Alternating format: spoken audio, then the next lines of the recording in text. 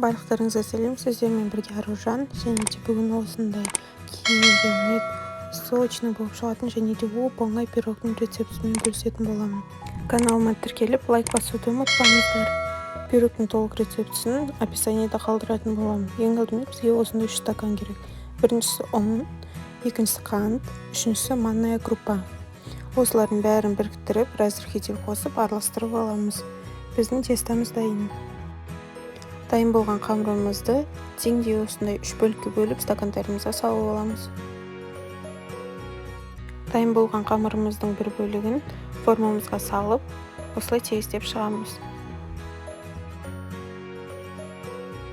Тегістелген қамырымыздың үстіне үкіштен өткізілген алманың жарты бөлігін алып, тағы да жайып шығамыз.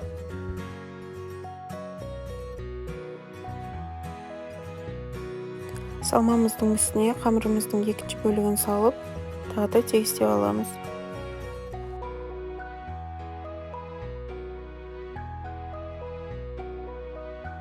Қамырымыздың үстіне енді салманың екінші бөлігін салып, тегістеп аламыз. Және де одан кейін қамырымыздың ең соңғы қалған үшінші бөлігін осы салманың үстіне сеуіп, тағы да бір тегістеп аламыз. Пирогымыз дайын болды. Үкіштен өткізілген майды немесе мен сияқты өйстіп тұрып, бетіне сары майды салып жіберсеңіздер болады. Ол сары май бізге қытырлық корочка беретін болады.